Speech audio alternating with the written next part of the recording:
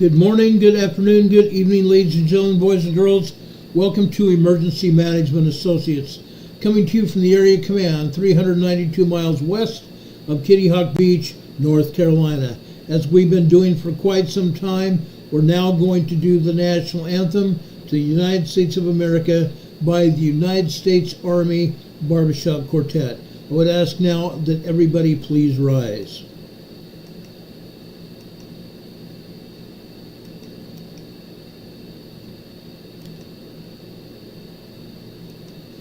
I pledge allegiance to the flag of the United States of America and to the republic for which it stands, one nation, under God, indivisible, with liberty and justice for all. Now would you make welcome straight from Washington, D.C., the United States Army Corps Quartet. Yeah.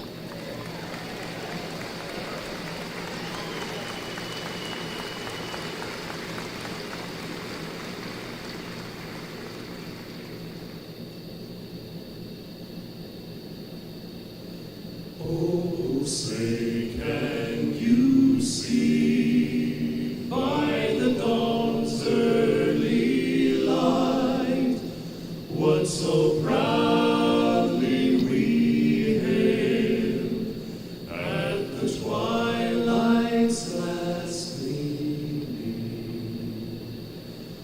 whose broad stripes and bright stars through the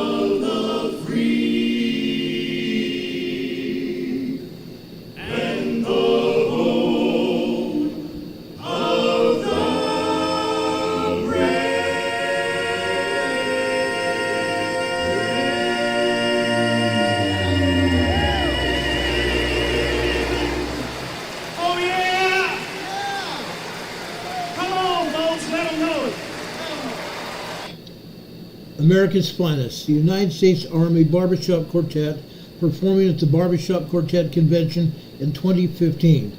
We really appreciate these men doing this. We appreciate all of our military worldwide, whether it's the United States Army, Marine Corps, Air Force, Coast Guard, Space Force, or even our allied forces abroad. We appreciate all of you. We love each and every one of you. I want to make that point perfectly clear. We love each and every one of you. Thank you for your service. Every time I see a member of our armed forces in a store or wherever it might be, I thank them for their service and I shake their hand. I would appreciate it if everybody else would do the same. Throughout the years, our armed forces have become less known. Our armed forces have become a laughingstock, and that's not what they should be. We should give them our utmost respect and love, because that is what they deserve, our utmost respect and love. Welcome, folks, to the Emergency Management Associates Network tonight. My name is Ron Tyler. We're coming to you from the Area Command, 392 miles west of Kitty Hawk Beach, North Carolina. Thank you all for being here. Now, we have a lot to talk about. I want to get right into it. I was on the air a little bit earlier, and we have some updated information to what we were talking about earlier. Now, folks, this is important. This is very important. Now, I talked to you about Wesley Ryan Wesley Ruth, R-O-U-T-H. He was arrested yesterday over the Trump golf course. Over the Trump golf course, he laid a lair. Notice he had two backpacks. Notice he had two backpacks hanging on the fence. Each one of those backpacks had ceramic tiles in them. Ceramic tiles like you'd see in a bulletproof vest. They're about that big around. They go right in the middle of a police officer's chest in their bulletproof vest, just outside the Kevlar. Okay? They are to deflect any bullets incoming. They deflect any bullets incoming into the officer, hopefully saving the officer's life. Sometimes the corresponding the corresponding power velocity of the round can knock the officer off his keister, literally. It can knock the officer on his keister, no kidding. Now folks, I've never been shot, but I wore a bulletproof vest all the time. I think there was only twice that I didn't, and that's because I was not in harm's way. But I always wore a bulletproof vest. Now folks, what we're seeing is a disrespect for authority. A disrespect for police authority, and a disrespect for the authority of someone who has been President of the United States and who's also running again for the office. This man, I'm going to introduce you to him in a picture in just a minute. This man set up these backpacks to deflect any bullets that might be incoming towards him from the Secret Service. Notice also on the fence is a GoPro camera. He was going to film or video record the shooting of President Trump. He was all set. Now, I said this before in our earlier video because that's what I was told. Now I'm going to refer to what I was told this afternoon. The Secret Service had previously said that Mr. Ralph, R-O-U-T-H, had been fired upon by the Secret Service. They had not. The Secret Service saw him, and they saw the GoPro camera. They also saw that rifle that you see sitting against the fence here. They saw it sticking through the fence, and Secret Service opened up fire onto him. They fired 4 shots. Tat, tat, tat, tat.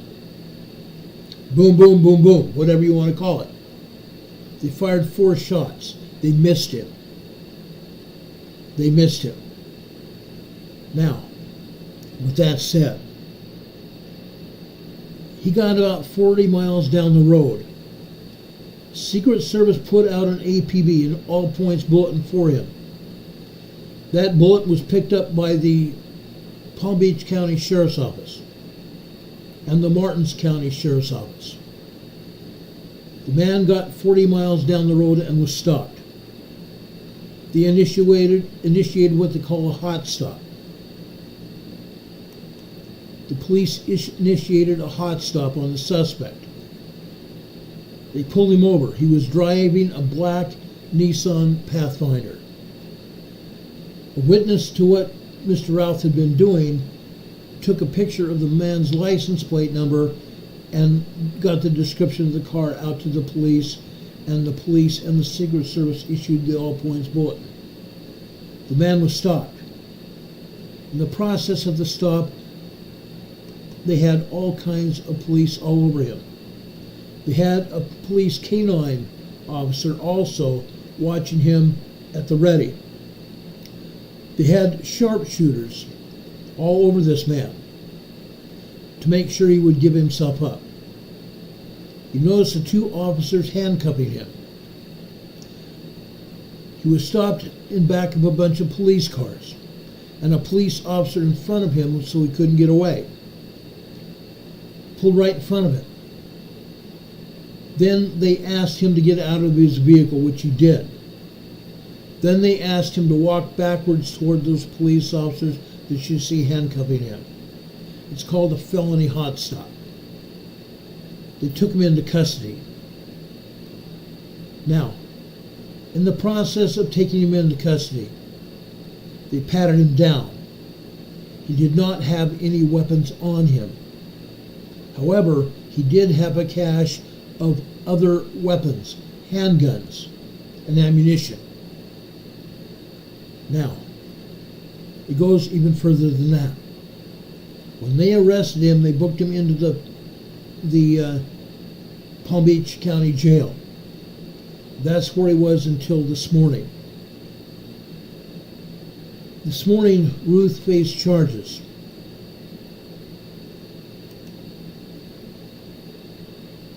He faced charges of possession of a firearm by a felon. Ruth had previously been arrested here in North Carolina.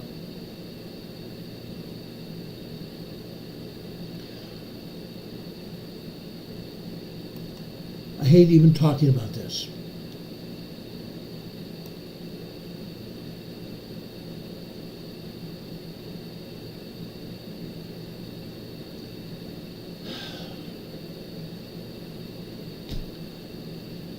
He's facing charges of a felon in possession of a weapon. The weapon was a handguns, and the weapon was an AK-47 style rifle. It was actually a Russian SKS weapon, a Russian SKS firearm. It looks very much like an AK-47. I personally have fired these weapons. I fired them and I've sold them to people.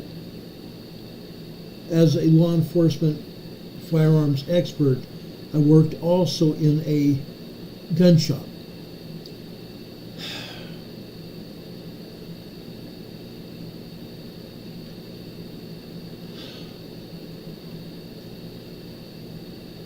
Law enforcement officials said that he had been arrested by agents of the North Carolina State Patrol and other agents of sheriff's offices around North Carolina.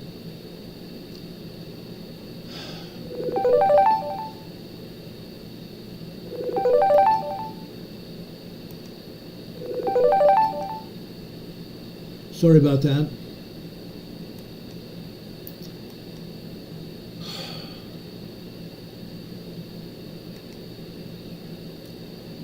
He had made threats against President Trump.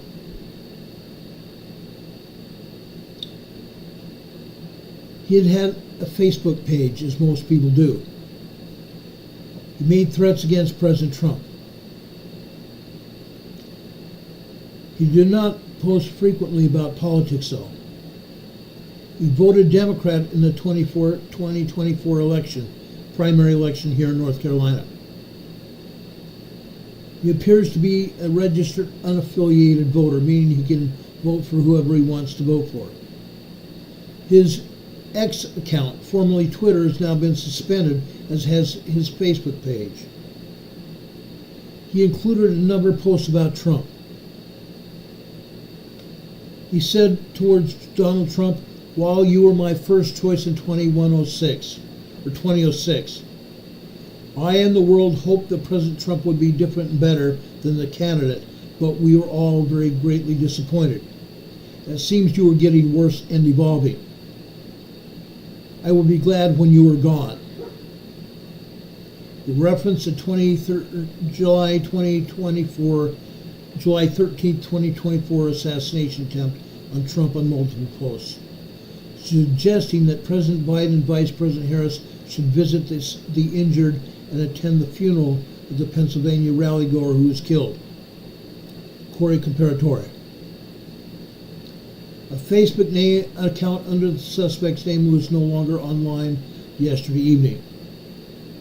He also posted multiple times about the ongoing war in Ukraine. In one post he wrote, "I am willing to go and fight and die to beat Putin." He was interviewed by several news organizations, including the New York Times and Semafor, the magazine Semafor, SEMAFOR. That was in 2023. In Newsweek Romania, he was interviewed in 2022, talking about how to try and recruit volunteer fighters to aid Ukraine in its fight against Russia, though it was not clear if his efforts had been successful. This is about good and evil, he wrote. He shared a photo of himself in Kyiv, Ukraine's capital. He also had a LinkedIn account, and that indicated that Ruth had lived in Hawaii and owned a company called Camp Box Honolulu, a shed building company. The account also says he studied at North Carolina Agricultural and Technical State University and graduated in 1998. Ruth appeared to spend most of his life in North Carolina, according to property records. Ruth's troubles with the law go back to the 1990s, according to court records. A law enforcement source told the News that Ruth was charged and convicted of numerous offenses in Guilford County, North Carolina, between 2002 and 2010. In 2002, he was charged with possession of a weapon of mass destruction. A weapon of mass destruction that we don't have any idea what that weapon of mass destruction is, because the law enforcement records don't detail what it is. But he was charged with possession of weapons of mass destruction, a felony, according to North Carolina Department of Corrections. In another incident, he was charged with misdemeanors, including hit-run offense and resisting arrest. Because of his felony in North Carolina, he now has 2 more felonies, which makes him a 3 strikes candidate. In Florida, this time he was charged with a felon in possession of a weapon, and a weapon that he had taken the registration number off of, filed the registration number off. That way, police could not find where that weapon came from. Again, it was a Russian-made STS AK-47 style rifle. Now, earlier today, there was a news conference. In that news conference, there were several people that spoke at the news conference. The news conference was attended by the state attorney general of Florida, and he vowed that he would make sure that this man was prosecuted to the fullest extent of the law. One of the other people was the sheriff of Palm Beach County. Another person was the acting Secret Service Director, Ronald Rowe. The acting Secret Service Director, Ronald Rowe, who did not tell the truth when he testified before Congress and the Senate. Incredible. Completely incredible. Ronald Rowe testifying in front of the Senate and the Congress of the United States of America, failing to tell the truth, promising to send records that he did not send to Congress or the Senate, but refusing to tell the truth as to what happened in Pennsylvania. Now, the next person I want to show you was the Secret Service OIC, the Secret Service officer in charge of the Miami Secret Service agent office. This man's name is Jeffrey Veltri. Mr. Veltri is the officer in charge of the Miami Secret Service Agency office. But the problem with that, he hates Trump. He hates Trump with a vengeance. Before he got put in charge of the FBI office in Miami, I want to show you this. He was told that he and the agents of the Miami office had to erase public vitriol that Veltri had on Trump.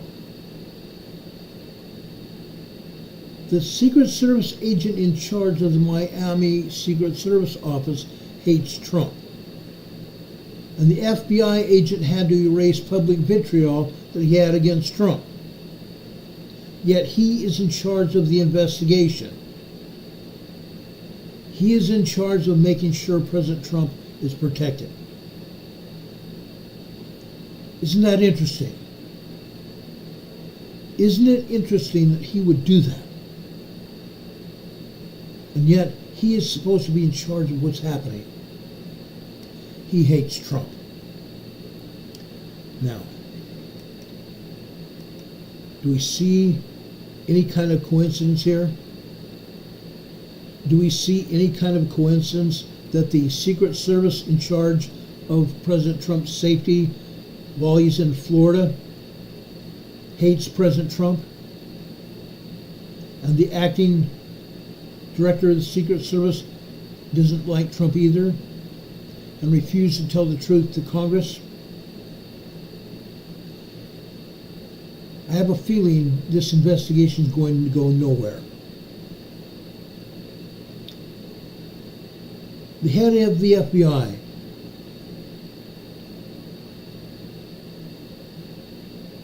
Secretary Wray, may have a hard time explaining this because the FBI is actually in charge of the overall investigation, and not just that. The head of the Homeland Security Department, Alejandro Mayorkas, is in charge of the Secret Service and the FBI. Do you smell a rat here? Does anybody smell a rat here? From Homeland Security that refuses to close the southern border of the United States? Secret Service that hates Trump?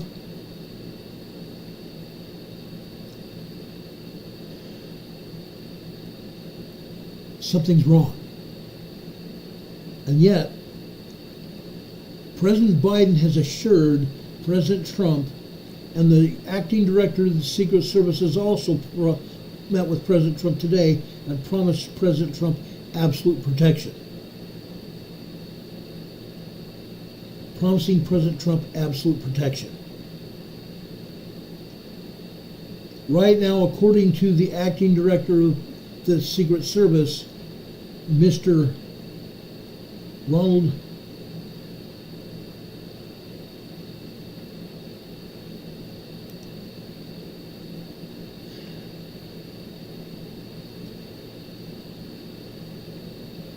I have a feeling that President Trump may be even more danger.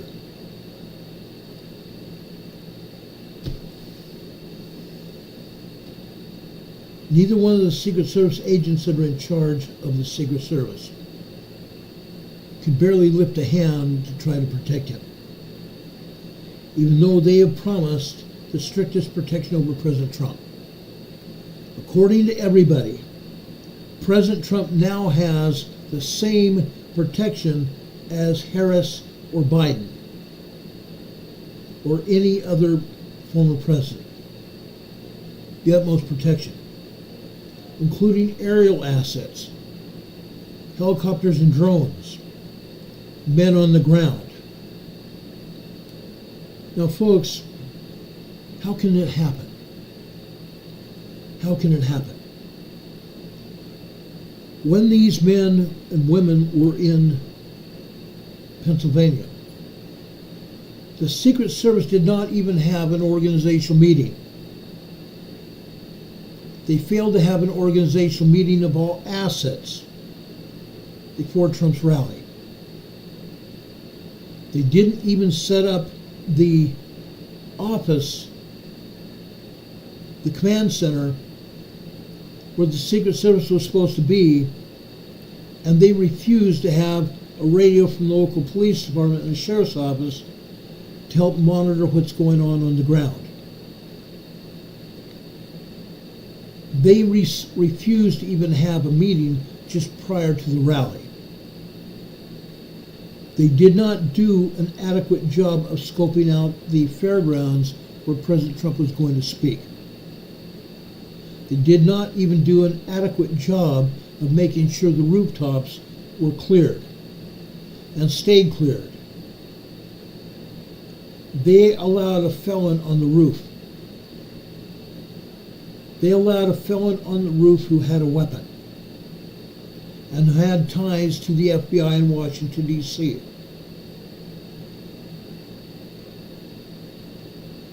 The FBI disposed of Crook's body 10 days after the shooting without even telling his family. Now, as I have said before in a previous program, I have my doubts as who they actually burned, who the FBI actually cremated. Because the man that was on the roof that the sharpshooter shot had tattoos on his arm. Mr. Crooks did not. The man that they shot and killed had great big huge rings in his ears. Crooks did not. Yes, the rings where the rings had been were sewed shut. But Crooks did not. So was the shooter really Mr. Crooks? Or was it the other man that I spoke about? Politics. Politics. Both Biden and Harris this weekend, yesterday, went on the air and told the news media that they were sorry that President Trump had had another attempt on his life. And they promised the full protection of the government for President Trump. Now, there's something else you probably ought to know. Last night, Vice President Harris went on the air. She allegedly expressed sorrow for President Trump's going through this again. And she promised him good tidings and promised him safe travels and no political violence. But there's also more information out there that I was not able to vet prior to my going on the air, and I'm not going to share it until I vet it. I don't put anything on the air till I know exactly what it says, and I'm not going to put anything on the air that I can't verify. But Harris is compromised. Harris and Waltz are both compromised.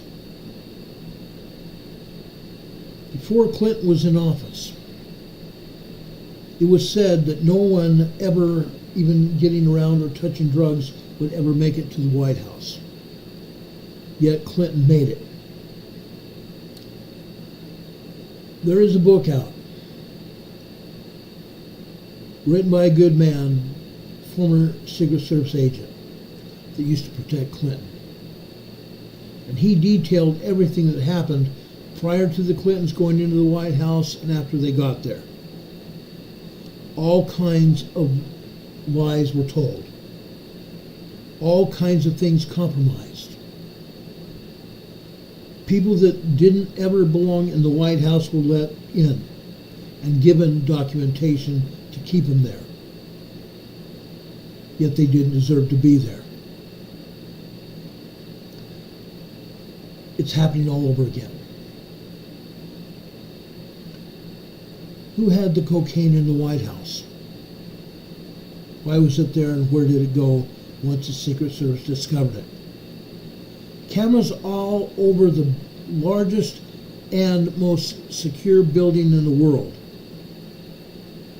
And yet cocaine was found and nobody can say who had it.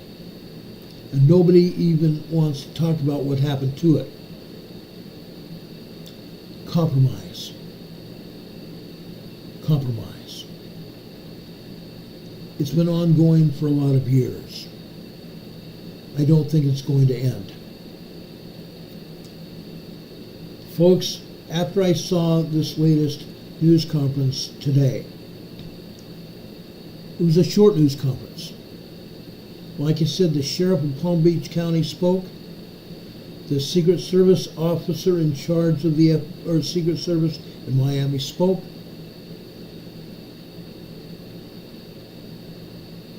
the acting Secret Service director spoke, and the FBI director spoke.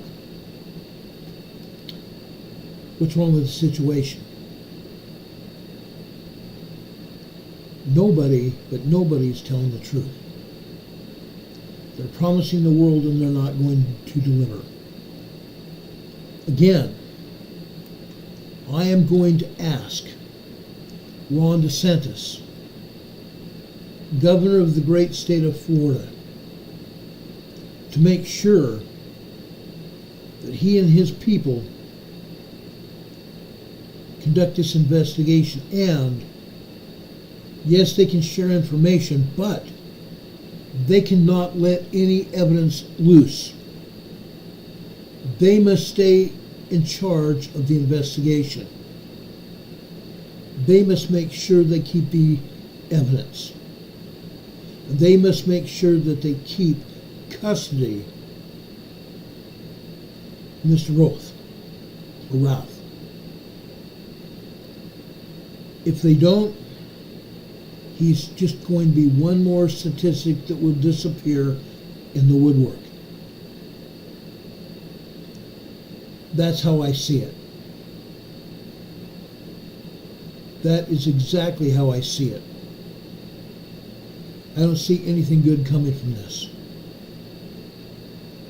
Sorry, I just don't. Mr. Roth threatened President Trump. Mr. Roth went after President Trump. He left his evidence behind.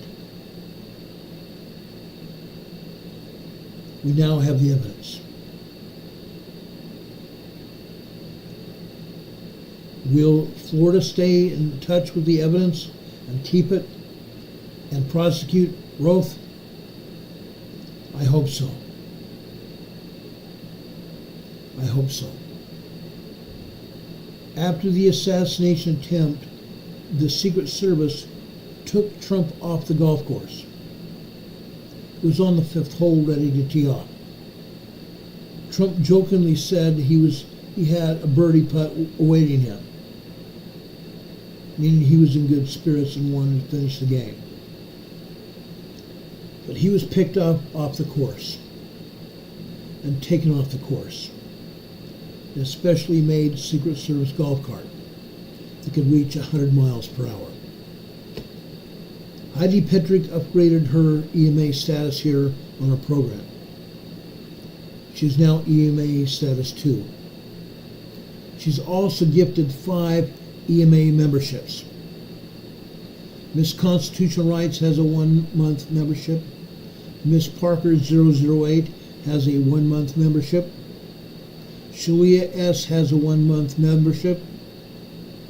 Allow Is House has a 1-month membership, and so does George Mitchell. Thank you so much. We appreciate you, Heidi. God bless you for that. We appreciate you. President Trump was spoken with after he got off the golf course. As he got off the golf course, he was asking where his golf partner was. His golf partner arrived a couple minutes later. President Trump was in good spirits. He spoke to multiple friends, family members, and advisors. He praised the Secret Service and thanked them for their response. He said he was going to keep on campaigning this week. Trump shared a message about the incident and fundraising email saying he was safe. Let me share it with you.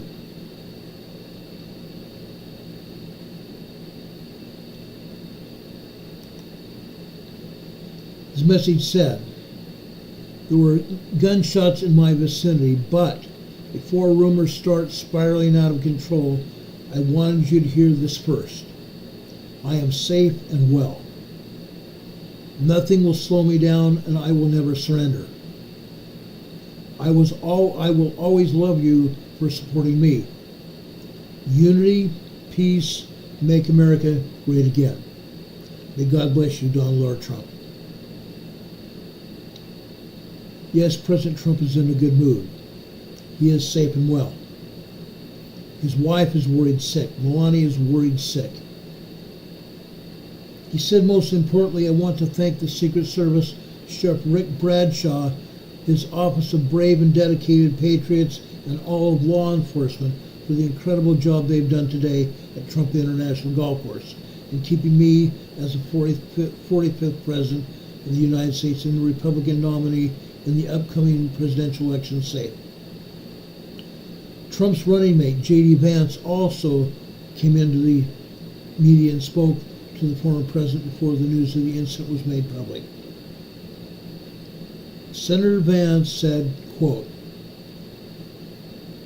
Trump was amazingly in good spirits during his conversation.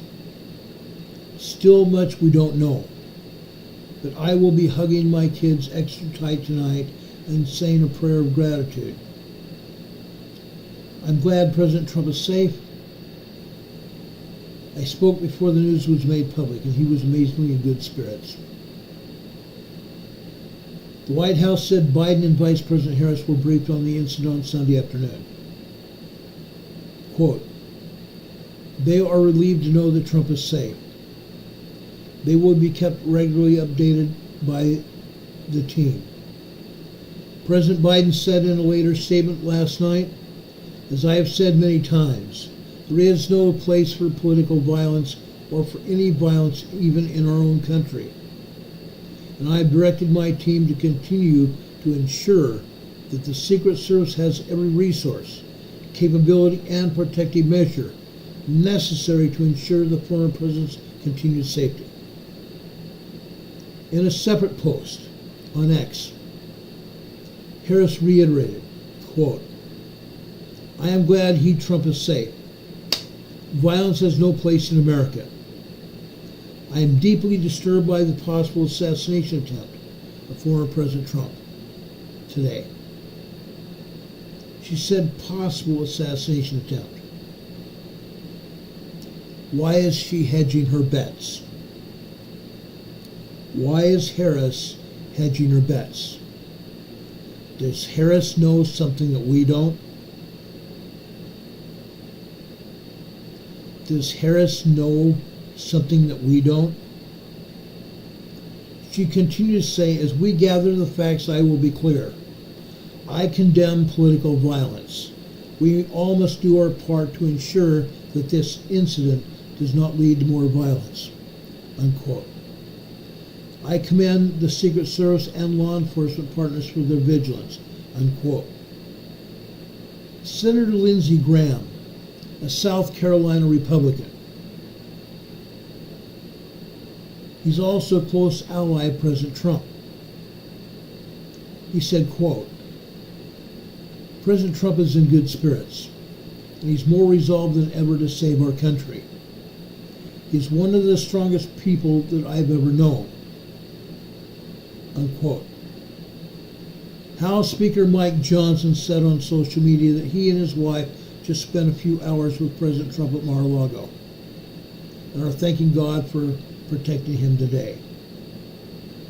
Senate Minority Leader Mitch McConnell said, quote, very grateful President Trump is safe after another attempted assassination attempt. There is no place for political violence in our country, and those responsible for it must be held to account. I hope and expect the U.S. Secret Service and the FBI will conduct a thorough, swift, and transparent investigation. Unquote. Florida Governor Ron DeSantis, who ran against Trump in this year's Republican primaries. He said Florida will be conducting its own investigation into the incident. The people deserve the truth about the would-be assassin and how he was able to get within 500 yards of the former president and the current GOP nominee. He said he does not trust the feds. DeSantis said he does not trust the feds. He said he will be transparent with the federal agencies, but he is in charge of the investigation.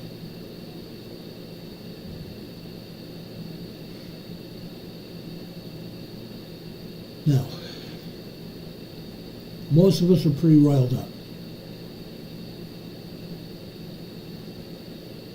Most of us are pretty riled up. The suspect in this investigation's name is Ryan Wesley Ruth, age 58. Ryan Wesley Ruth, age 58. He said, while you were my choice in 2016, I and the world hoped that President Trump would be different and better than the candidate. But we were all greatly disappointed, and it seems you are getting worse and devolving. You are retarded. I will be glad when you're gone.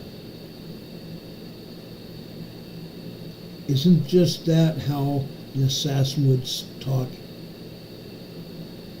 I will be glad when you are gone.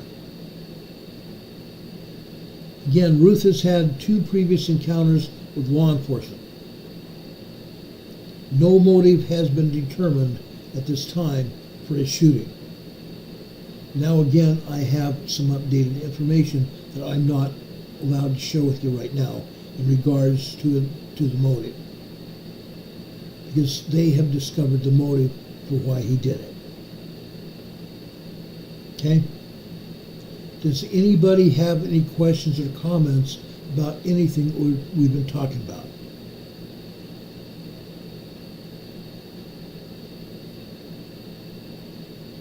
Does anybody have any questions or comments about anything that we've been discussing? I want to make sure that we take care of any questions or comments. My dear friend Linda Covington is here. Thank you for being here, Linda. We appreciate you here. Thank you so much. Arnold Smith says he has a comment. Go ahead, Arnold. Arnold's in the chat, guys, just so you know. So I'm just waiting to see what Arnold says here so I can address it. I will answer any and all questions that you have. That I promise you.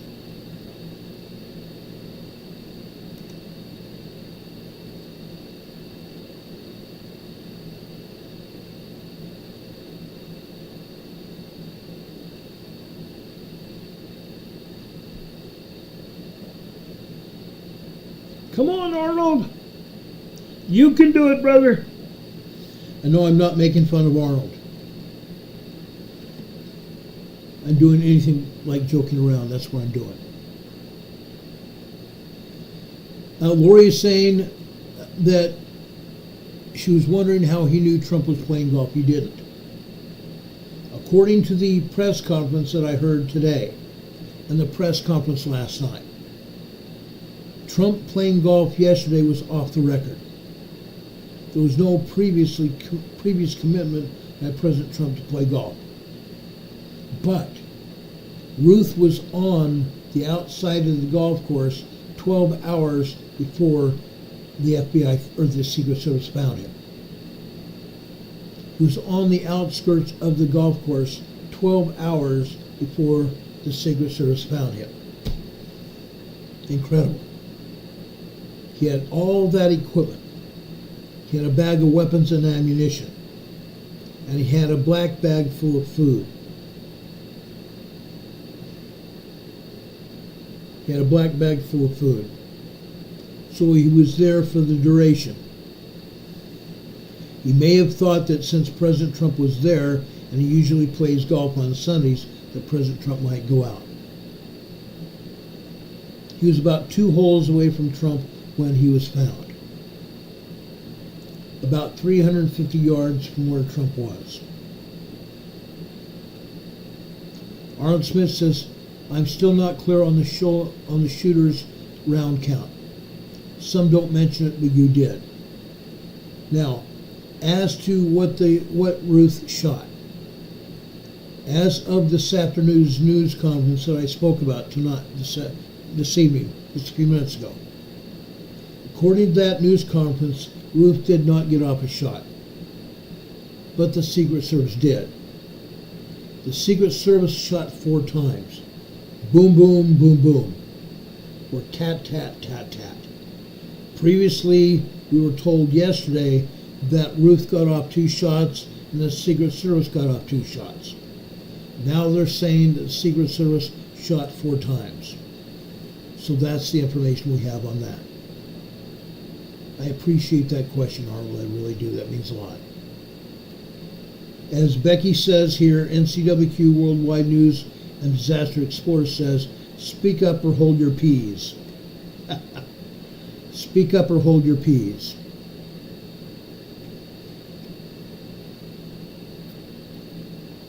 Linda Covington says she's been under the weather the last few days.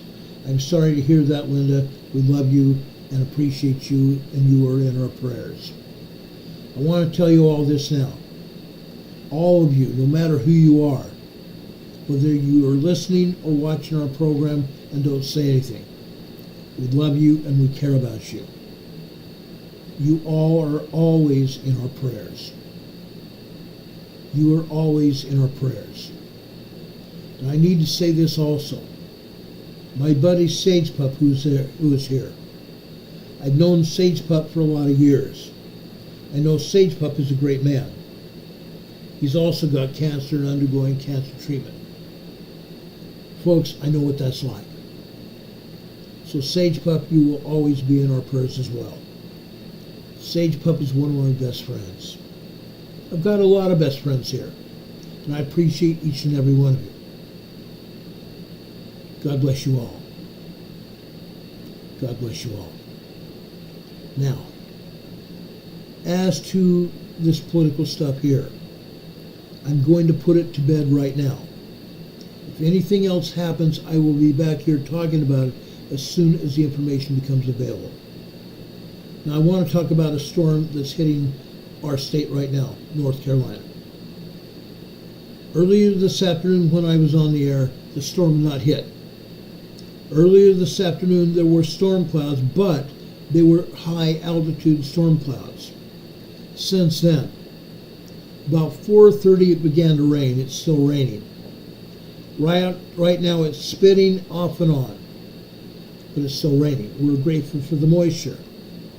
Most people here in North Carolina do not have sprinkler systems. Some companies have sprinkler systems to keep their grass green. Private people mostly do not have sprinkler systems, but for some good reason it keeps raining, providing necessary moisture for the grass.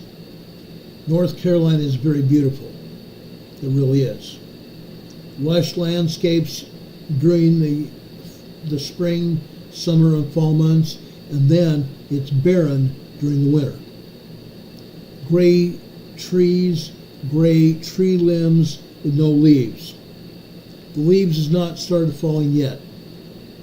The leaves have not started falling yet. Yes, I love summer because of the lushness of the summer. But I also love the falling leaves and the change of colors. That makes my day. That makes my day. Now, I want to say something else NCWQ, remind me to talk about Kilauea in just a minute. I want to talk to you about this storm here in North Carolina first. It's a tropical depression. The tropical depression we're having will bring winds of up to 35 miles per hour, and also heavy rain. The blue dot that you see here on your screen here on the map is where I live. You see TD all over this cone of uncertainty here. The cone of uncertainty is steady for every computer model available, meaning that this tropical depression is not going to go anywhere. It's going to stay in place, meaning all the towns and cities around North Carolina here are going to get hit. Heavy rain and 30 to 35 mile per hour winds. Now, while that does not sound very bad, those winds are not that low wind. They're pretty fast.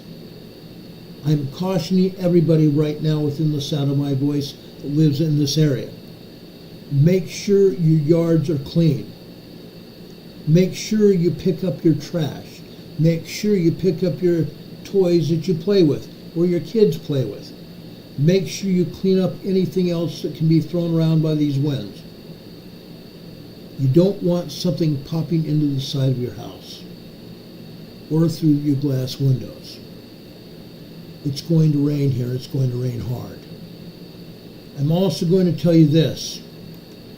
Make sure you know what you're doing. Okay?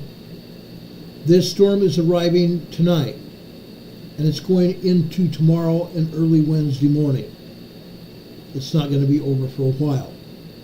There is a hazardous weather outlook in effect today through Saturday. A low pressure system off the Carolina coast is expected to move inland across the Carolinas Monday through Tuesday into Wednesday. Heavy rainfall is expected Monday through Tuesday, with isolated flash flooding possible. Strong wind gusts are possible. Please be aware of this weather system. We encourage you to make appropriate preparations for your family and check on your family. Check on your extended family, your brothers and sisters and your neighbors and friends. Watch them. Make sure everybody is taken care of. Make sure you have your emergency preparedness kits that we talked about. Make sure everybody is taken care of. Also make sure you have plenty of water to drink. This is going to be a chance of a storm for flash flooding. NCWQ is saying it's been a mess all day where she lives with flood warnings there. Now, I want to show you some other flooding pictures here. And this is also important because these pictures depict a lot of trouble. A lot of trouble no matter where you live. Okay? This can be bad. This can be really bad if you're stuck out in these storms. Doggone it. Okay, I do have them. Want you to see this.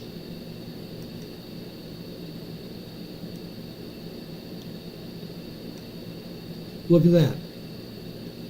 These floodwaters go about a foot and a half high. 12 inches of water can flood a car and carry a car downstream. These kind of waters can carry a car downstream. Not good by any stretch of the imagination.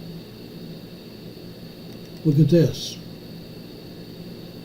Floodwaters going up to the middle of someone's door, 3 feet high. Floodwaters going up someone's door 3 feet high on their property. Flooding a sunroom.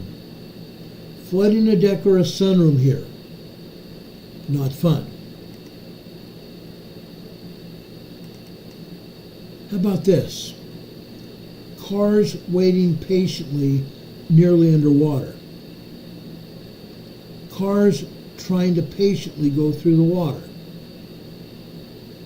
That's not good. That's not good, especially if their headlights are just above the water. This is not good at all.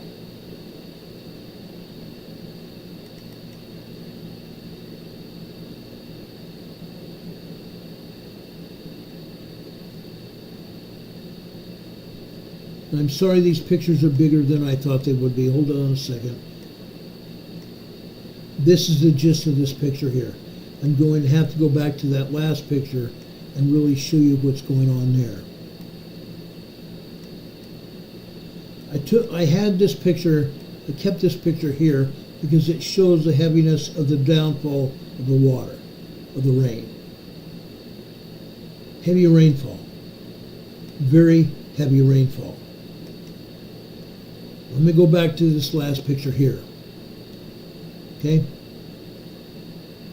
This is pretty bad. Water going up to just below the headlights on these vehicles. 2 and 3 feet high. As I've said before, please do not drive through flooded roadways. If your car stalls out, you're toast.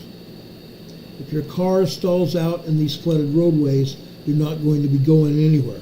You're going to have to be rescued. and you're going to put first responders in harm's way trying to rescue you. Don't go out. Please do not go out. Unreal. Unreal. Please be careful out here. Please be careful out here. This is not fun at all. One more. Look at this. Flooded streets here.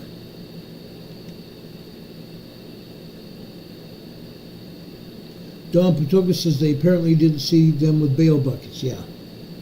True story. True story, Don. Incredible.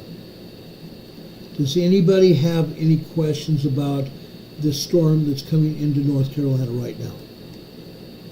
There could also be thunderstorms and could also be tornadoes, plural, with the storm. The tornadoes I don't think have happened right now yet, but they could happen. Diane Kelman says she has moisture detectors in her basement from the last rainstorm. I don't see any wet areas, but we have mildew smell. That's not good. Mildew smell can cause you respiratory problems, and you don't need that. You need to seriously consider having someone, family members or someone that doesn't have respiratory issues, go down there and clean the mildew off the walls or wherever the mildew is. That's not good. NCWQ Becky says, when it rains like that, flooding, you should not be walking in it either. 6 inches of water, 6 inches of flowing water can knock you off your feet. And then you will be a statistic being swept downstream in a flood of water. Not a good idea. Driving through flooded roadways is not a good idea either. The water can undermine the roadway itself, undermine the pavement. Then you might be driving down the pavement and all of a sudden the road gives out. The road gives out and all of a sudden you can't drive your car anymore. You're stuck. And then you have water going over the top of your hood like this. Not good. Don't drive in water, don't walk through it. Stay home. Stay home if you can possibly stay home. Don't be out in the storm. It's not worth it. It's not worth it, guys. I'm just saying. If you want more information and current updates on the forecast, go to the National Hurricane Center. NHC.gov. NHC.gov. Also, the National Weather Service online. NWS.gov. NWS.gov. They will have the latest updates on the storm, and if you live outside North Carolina, that's great too. Those two websites will be able to give you the lowdown on any weather or hurricanes that you might have. Okay? Now, right now we don't have any hurricanes, but, and that's a big but, there are storms out in the Atlantic Ocean that we may be talking about tomorrow and or Wednesday, because these storms are out there. There's one storm that's out there in the mid-Atlantic right now, and it's going straight north up the mid-Atlantic. It's not going to pose any harm to anybody, at least for another 3 or 4 days. If it does anything, it might go into Nova Scotia, Canada, but not for at least a week. Right now, it's just out there, period. Spinning out in the middle of nowhere in the Atlantic Ocean. The only people that have any heartburn over it is anybody that's in boats or ships out to sea. They're going to have to put up with it. They're literally going to have to put up with it. Now, we talked about storms. We talked about the other nonsense that we've had happen. Does anybody have any questions about anything we talked about? I want to make sure we answer everybody's questions.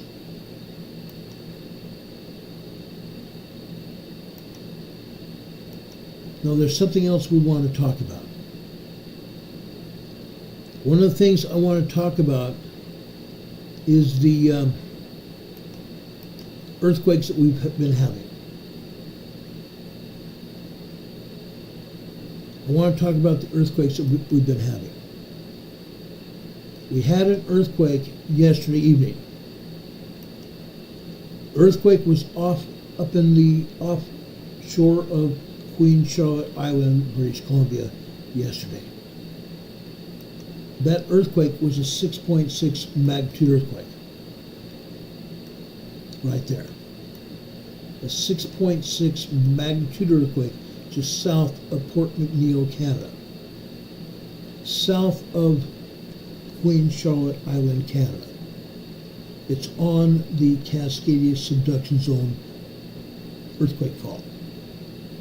And you can see that here. As I stated before in my earlier program this afternoon, the other zigzag fault you see here is the Juan de Fuca plate, or the Juan de Fuca fault. The Cascadia subduction zone you see running along the coastline, that continues down the coastline all the way down to Northern California. All the way down to Northern California. Let's bring up the USGS map now. Before I do that, this earthquake caused 4 aftershocks. One 5.1 earthquake, two 4s, one 4.5 and a 4.7 moderate earthquakes. This was a 6.6 magnitude quake. Now I want to make sure that everybody understands me. Anything 6.5 magnitude or larger can cause a tsunami. This earthquake did not cause a tsunami. This earthquake did not cause a tsunami. I want to make that point perfectly clear. There is another YouTuber that said it caused a tsunami. It did not. And now he's royally mad at me. I deleted a post that I have, which I say authority to delete, on Facebook. He posted it in one of my groups on Facebook and I deleted it. I also, for anybody that is listening, I also reported him to YouTube. His YouTube title of his program on YouTube was That Earthquake and Tsunami. It said earthquake with tsunami.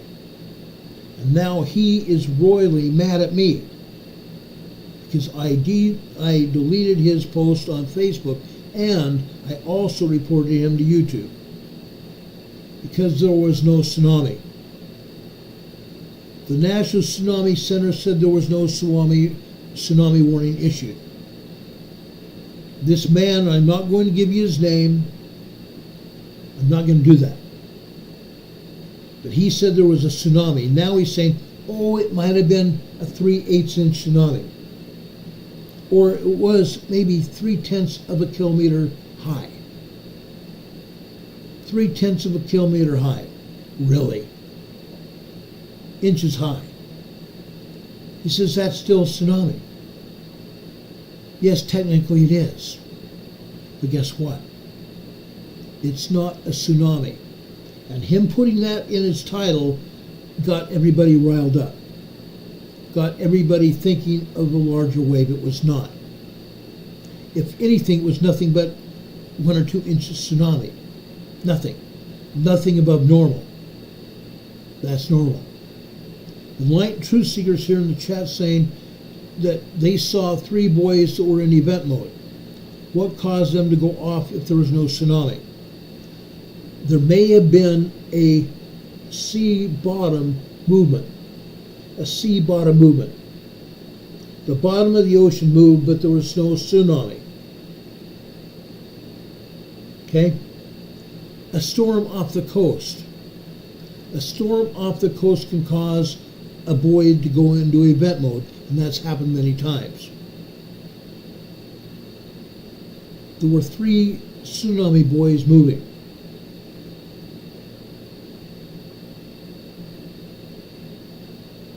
Okay? There are 3 tsunami buoys moving. That's all. There was no tsunami. There was absolutely no tsunami at all. And yet this man made a big deal of it. Putting a title on a program, trying to goad people into coming to his rescue on YouTube, trying to get more people to watch his program. That's baiting and switching. That's wrong. That's wrong. Canito Warrior is here in the chat saying, was wondering if maybe the Earth movement may have cracked it. No. It doesn't happen that way. It does not ever happen that way. Now I want to read to you the National Tsunami Warning Center Information Statement number 1. And it was the only tsunami statement that was issued. This is the Tsunami Information Statement. There is no tsunami danger from this earthquake. The following parameters are based on a rapid preliminary assessment of the earthquake, and changes may occur. 6.6 magnitude earthquake. September 15th, 1743 hours. 5:43 p.m. Alaska Daylight Time. 1843, 6:43 p.m. Pacific Daylight Time.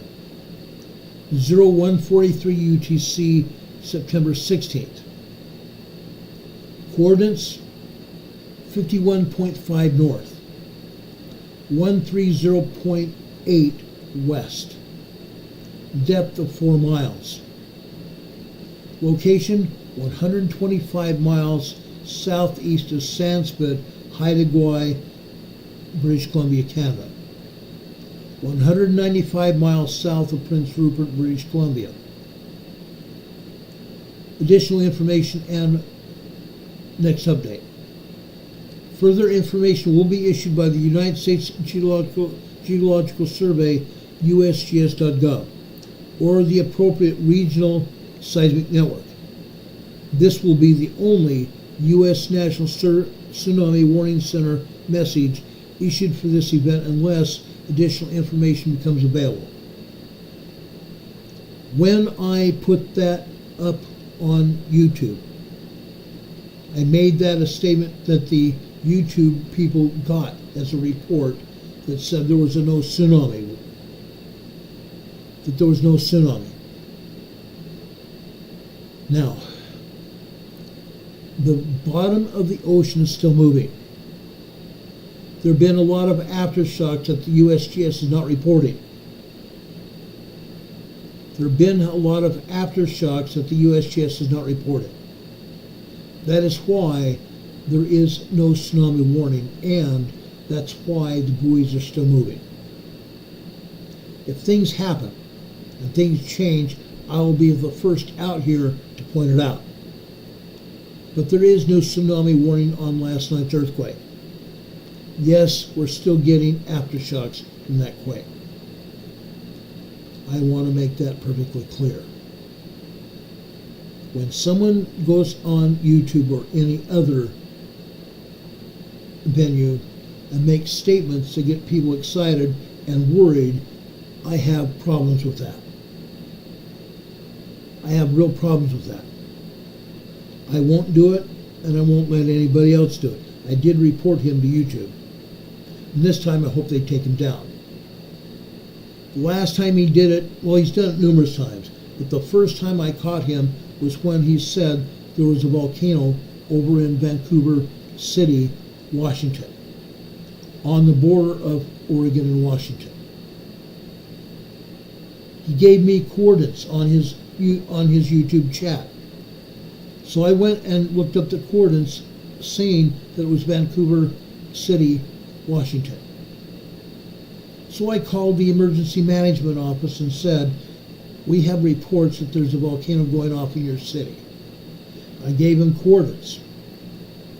That emergency manager looked it up, and there's no volcano going. It was a residential area. I looked it up on Google Earth, and yes, it was a residential area. I called the fire department and the police department. They also went out there and verified there's no volcano. So I mentioned it to the man. on YouTube. And he said, "How dare you do that? How dare you do that? How dare you do that, trying to take subscribers away from me?" All he was worried about was subscribers. That's all he was worried about. That is a sad day. That is a sad day when we see people out there goading people to look at their channel thinking that something's happened and it hasn't. I just wanted to put that out there. If you see somebody doing that, come to me and I'll check it out.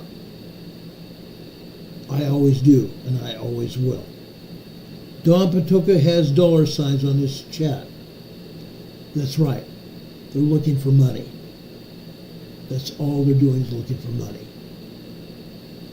Demon Catman said that he's had up to 21 YouTube ads in one night. Grr. I also say the same thing. I've had about 4 tonight. I haven't had any in a little while. Now watch it happen anyway. Unreal. Anyway, I didn't want to belabor that fact because there are other bigger fish to kill in this world. I'm not meaning I'm going to kill them, because I'm not. I just don't care for those kinds of people. And I think it's very wrong for anybody to say those things, period. It's bad. It's bad. I am always going to be on the up and up. I will stay above board. I will never stoop to those kind of shenanigans, ever. Not now, not ever. Now, I do have some other information for you. Before we got talking this evening about the earthquakes, there was also some fire pictures we wanted to show you.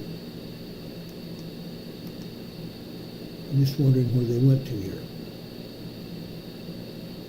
It's all right. I can bring them back. It doesn't matter. While we were on the air this afternoon, actually, it was this morning that it happened. It happened shortly after 10 a.m. this morning. There was a fire in Texas, over near Houston.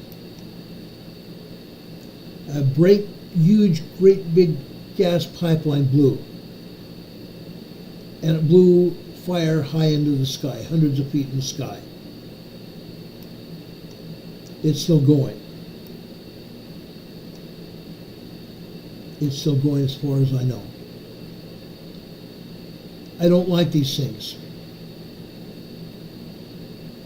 Several years ago, I reported on an earthquake up in Tres Pinos, California, south of San Francisco. After the earthquake, a huge pipeline burst in a refinery in Tres Pinos, California. A huge fire resulted from it after the earthquake.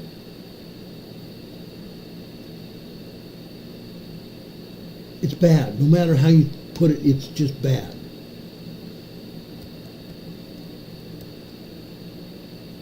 But folks, when things happen, they do.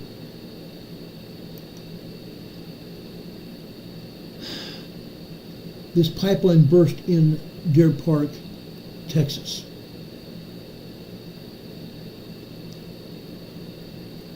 It was a massive fire. Now, we have reports that an SUV crashed into the pipeline valve, causing the massive fire that burned for hours earlier today. An SUV crashed into it. Now, folks, I want to show you a picture of that SUV. At the time, we just thought it was a car parked near where that fire is. Right there. It was an SUV that crashed into that pipeline and burst into flames. Crazy. Absolutely crazy.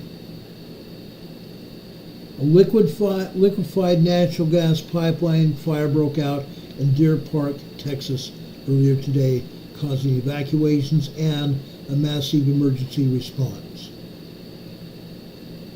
Hours later, city officials explained how it happened. Just before 10 a.m., a valve station along Spencer Highway near East Boulevard at 6:15 p.m. Monday, Deer Park officials sent out a news release that shed light on how the fire started. In the release, officials said a white SUV drove through a fence on the west side of Walmart's parking lot and entered the pipeline right away. They said the vehicle hit the above-ground valve and caused the fire. Now, Dallas-based Energy Transfer, which owns the pipeline, said they turned off the valve and the flow to the ruptured pipeline, and they're waiting now for the remnants of the fire and the gas to burn off. Authorities said the investigation will begin once the fire is out and they can get closer to the scene. City officials said a preliminary investigation suggested no terrorist activity. They said it appeared to be an isolated incident and they are working to identify the driver in the vehicle. They said also that part of the investigation was to identify the driver in the vehicle. Now, they put out a statement, and I want to read the statement to you. It's on X.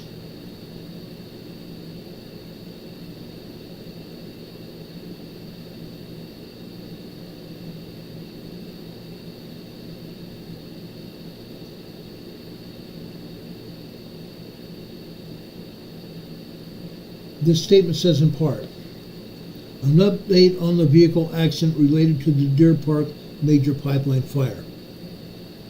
Deer Park, Texas, September 16th, 6:10 p.m. Central Time.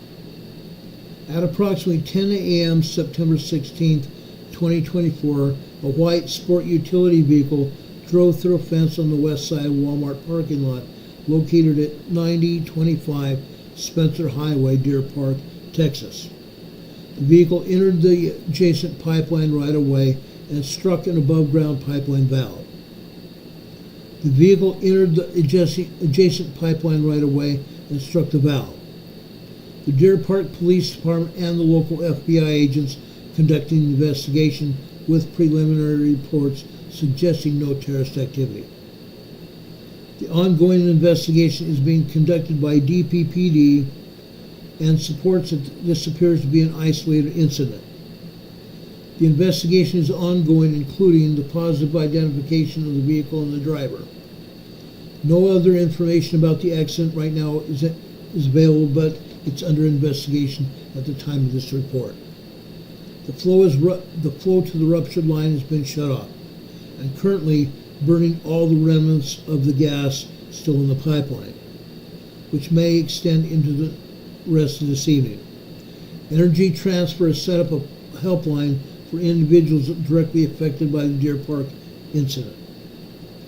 For assistance with displacement or impact-related events related to this accident, please call Energy Transfer at 855-430-4491. Again, for displacement or impact related to this incident, please call Energy Transfer at 855-430-4491. Okay? This comes from the city of Deer Park. Call Energy Transfer at that number. Okay? As of 1:30 p.m., officials said the fire was under control and they were waiting for the rest of the natural gas to burn off. Deer Park officials said 4 people were injured in the fire and 2 of them were taken to area hospitals for treatment. The fire forced roads to be closed and some residents were told to leave their homes due to the dangerous heat being put out by the fire. Several nearby homes and park appeared to have sustained damage from the fire.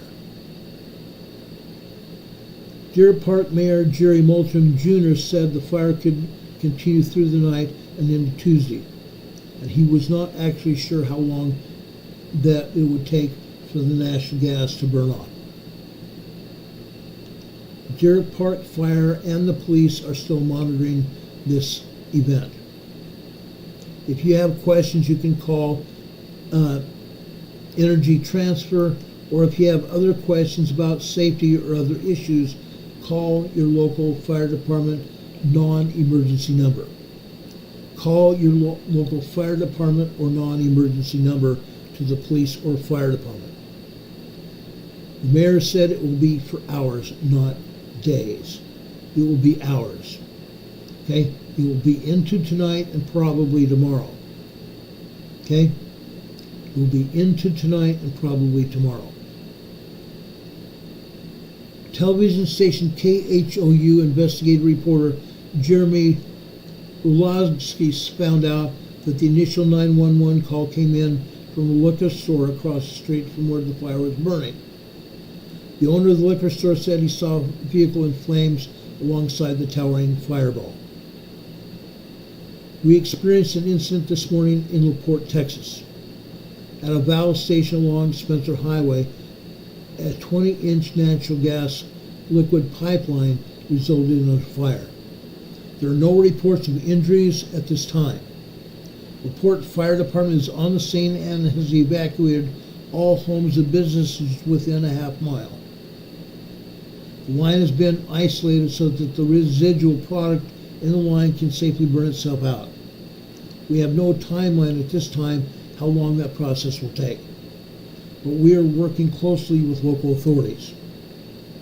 We are aware of earlier reports indicating that an unknown passenger car entered our right-of-way, and we are aware of that, and it struck the valve location. Air monitoring equipment is in the process of being set up in the area. We will continue to release details as they become available. Does anybody have any questions about the fire in Texas?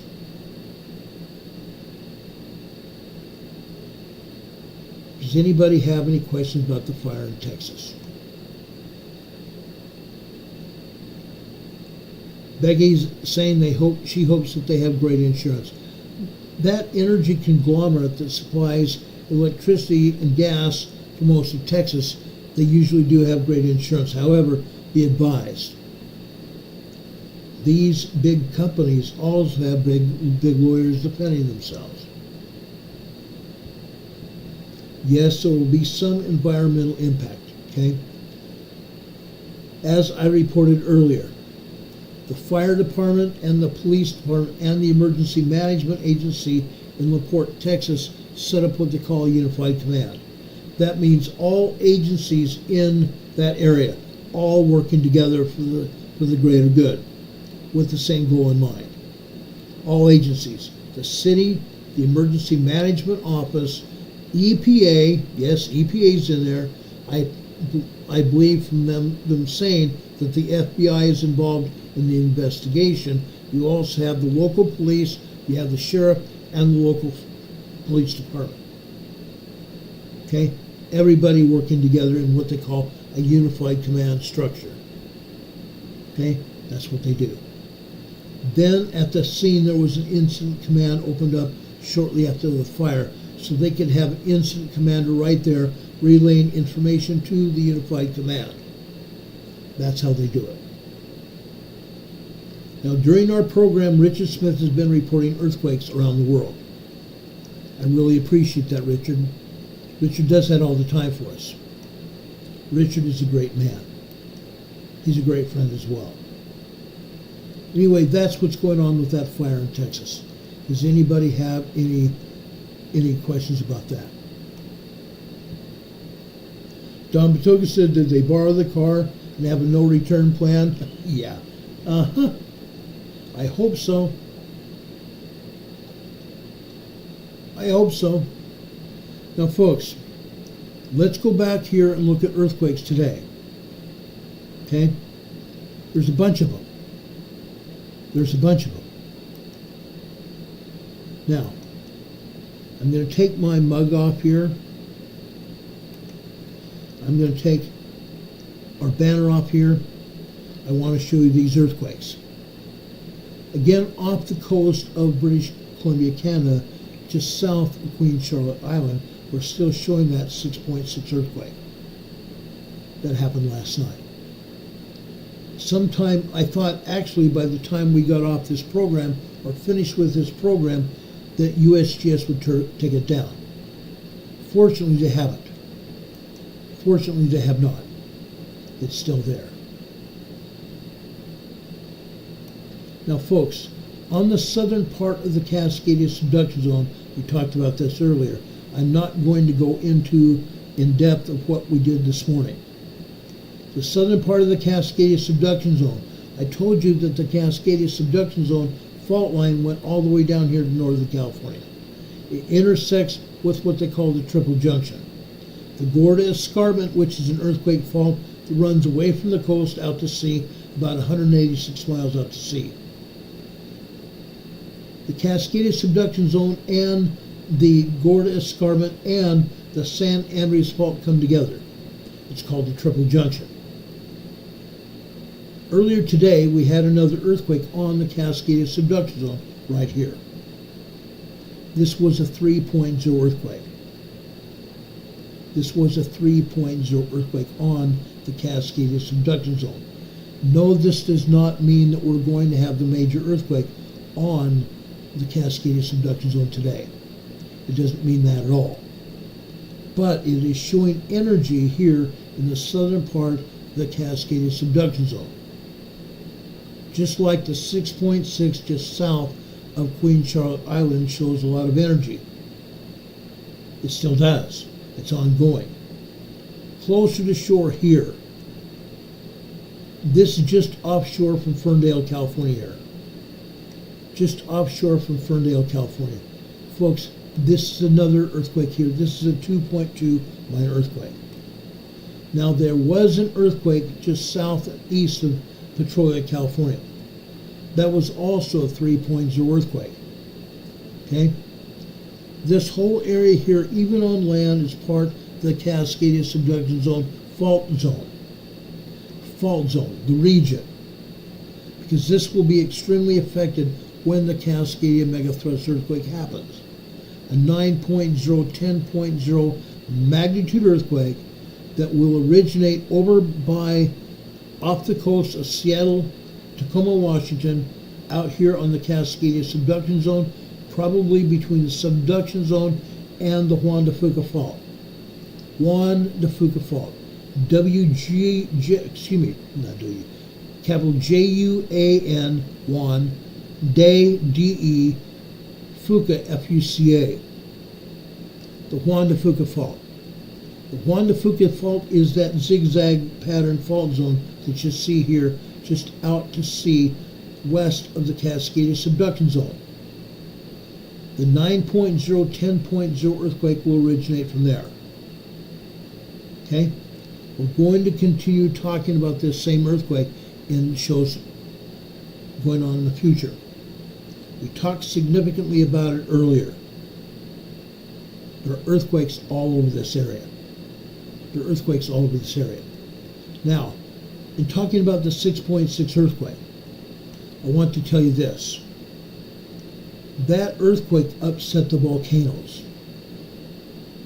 Earthquake upset the volcanoes, even all the way up here to Mount Baker, Washington.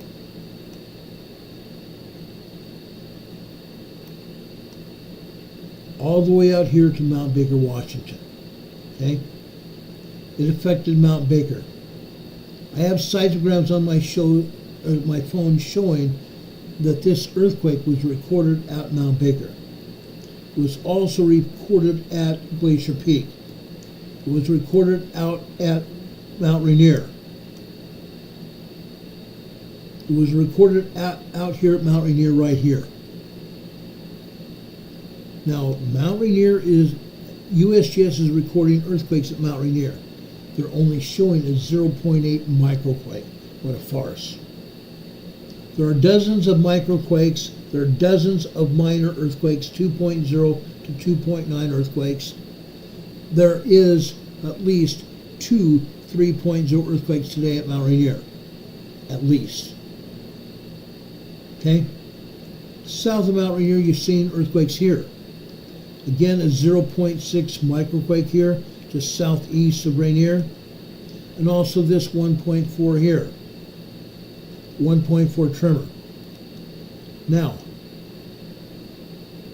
there was earthquakes recorded here at Mount St. Helens. And the 6.6 was also recorded here at Mount St. Helens. But it's not the only place. Not the only place. Out here, this is Mount Adams. Mount Adams also recorded the 6.6. Interesting. But even more interesting is this. Further south, Mount Hood, USGS, and the Pacific Northwest Seismic Network, neither one recorded the 6.6 here. Didn't record it. Why not?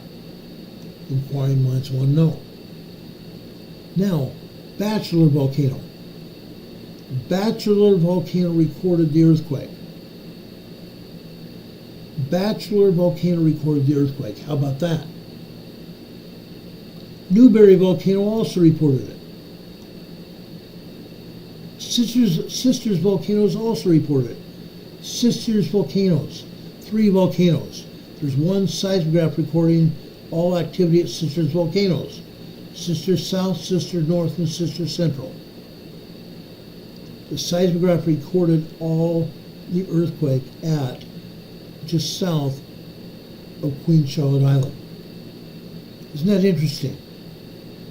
But the agencies did not record anything else at all involving the earthquake up at Queen Charlotte Island. Nothing else. Nothing else. Isn't it interesting how the ground vibration reached these other volcanoes? And yet the USGS won't allow us to see what happened. They don't want to tell us what's going on. Sad. Sad but true. I want to come over here to the East Coast now. Right here. This earthquake here was at 2.2. This one's at Pageland, South Carolina. Pageland, South Carolina. This is up here in the Blue Ridge Mountains. Up here in the Blue Ridge Mountains in South Carolina. This also can be termed the East Continental Divide.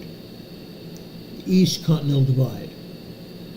Now the East Continental Divide starts way over here, over to the west here. Okay?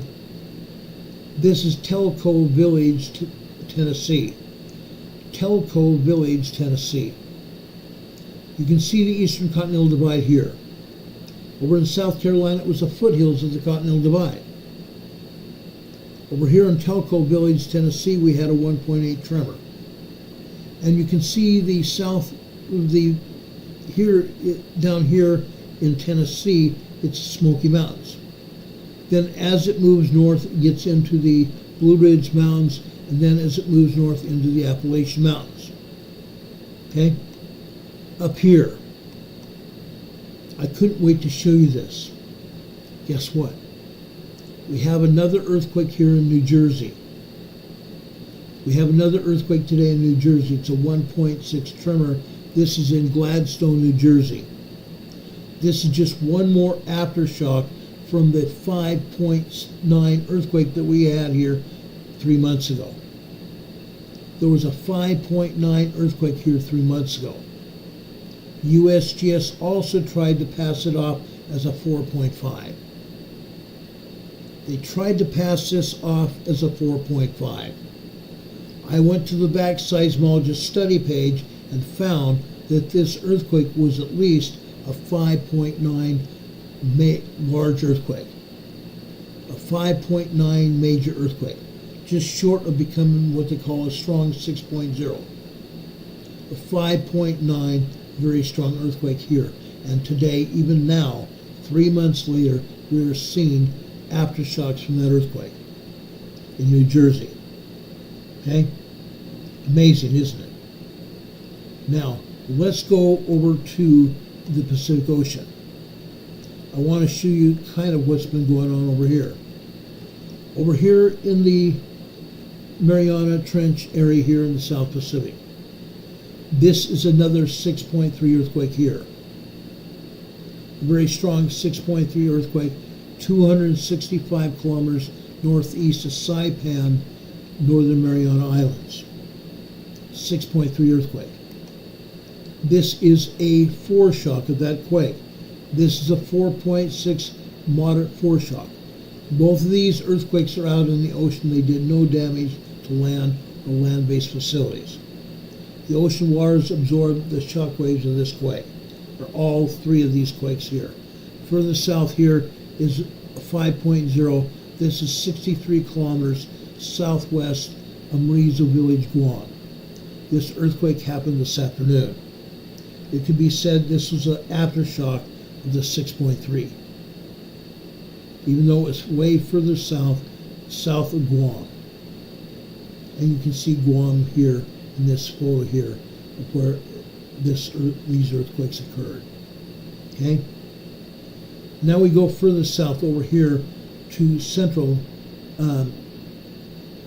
Indonesia. Here we're seeing a 4.9, 5.0 earthquake. This is 25 kilometers deep.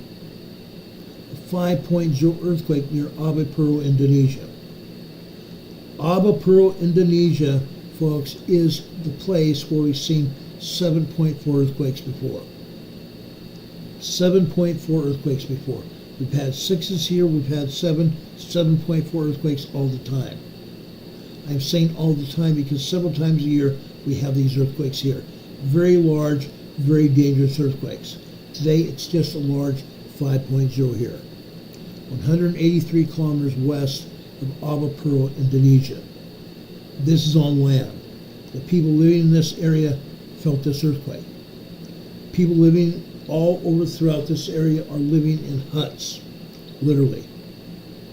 Most of these people here in Indonesia don't have any money whatsoever. Very little. They trade chickens, they trade eggs, they trade anything just to stay alive here. A 5.0 earthquake like this can devastate these people. Okay?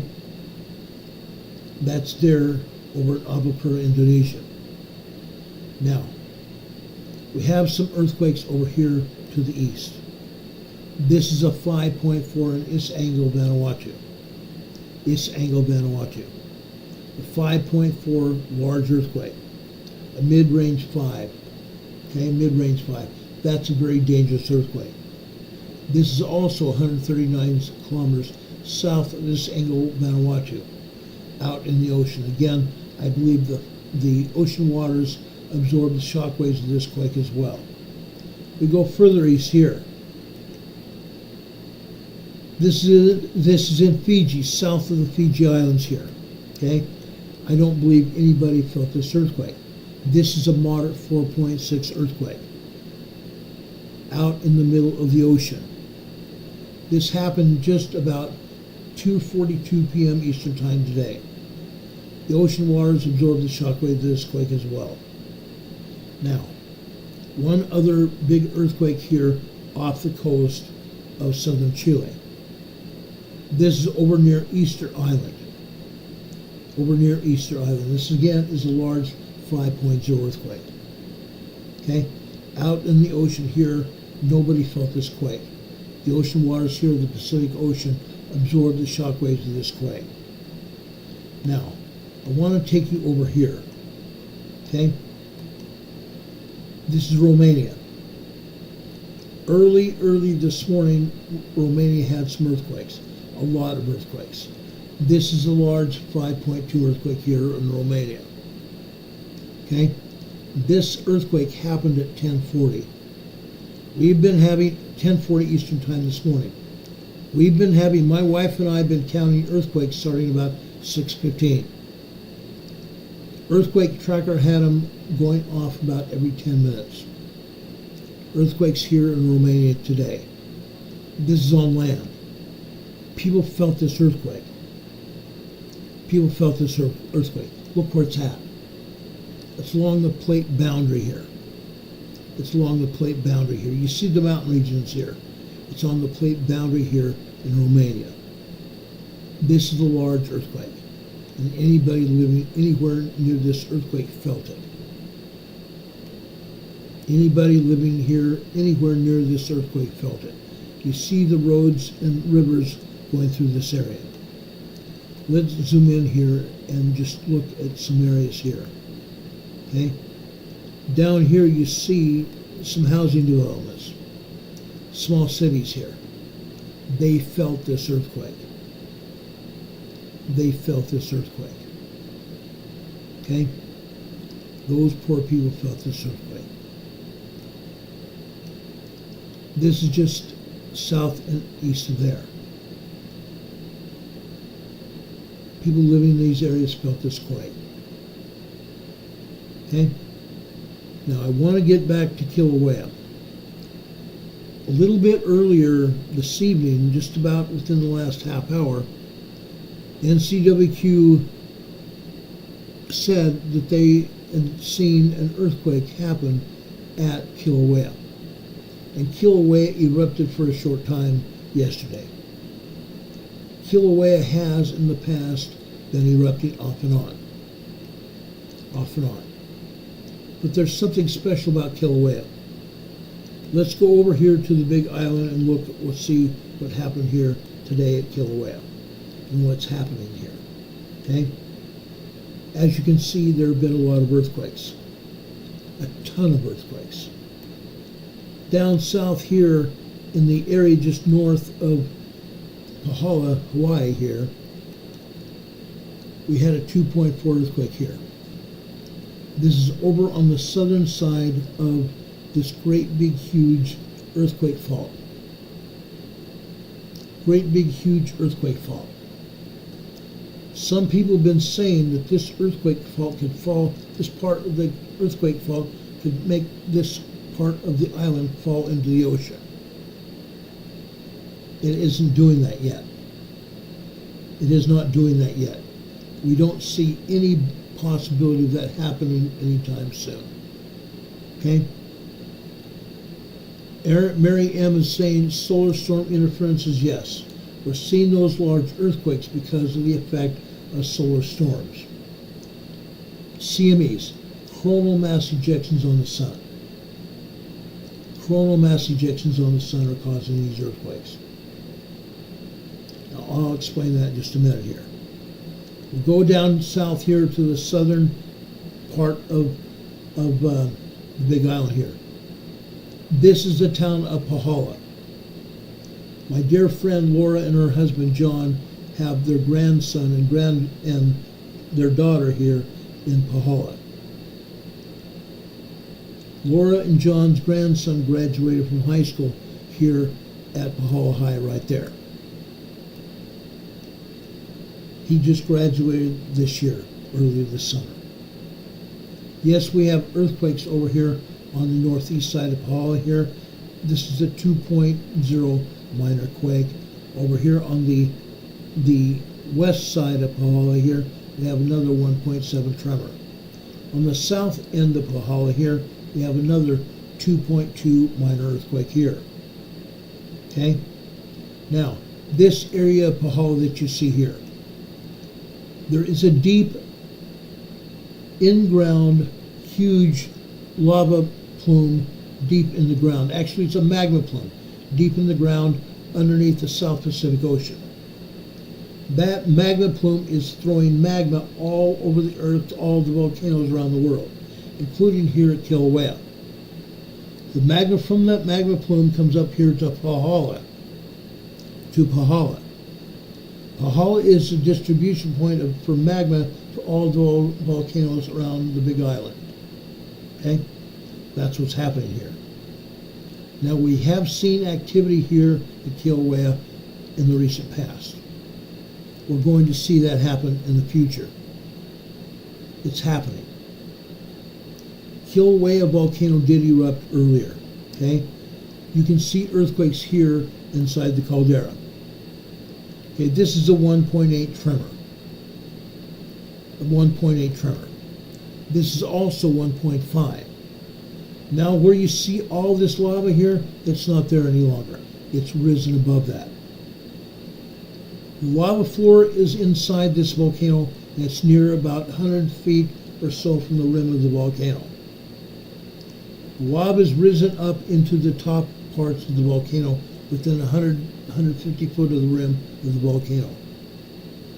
It erupted, meaning there are lava fountains that have ripped through the floor of the volcano, the caldera floor of the volcano. The volcano has erupted. Over here on the southern rim of the volcano, we had a 2.0 earthquake here. Magma is erupting over here in the big island of Hawaii, here at Kilauea volcano. Lava is erupting here. Magma has gotten here underneath the volcano here. Okay? However, look at this. Look at this, guys. We have earthquakes all over this area. Pu'u'o volcano. Pu'u'o volcano here to the south. It has erupted in the past. In 2019, 4 years ago, there had been lava both in Pu'u'o and Kilauea. The lava disappeared. For 2 or 3 days, scientists wondered where it went. It went down here into Fern Forest. Right here you see earthquakes, 1.8 here. This is a 2.0 here. To the south here, we have another 2.0 earthquake there. And all of a sudden they took down my earthquakes. Isn't that just like USGS? Now I'm going to have to take this map down for just a minute. The screens are going to go black, but they will be back. I'm not going away. I'm just taking down this map and reestablishing it. USGS does this every day. Every time we start talking about anything volcanic or earthquake related, they take our screen down. Now, I'm bringing it back, as you can see. I'm leaving the United States and going back here to Hawaii.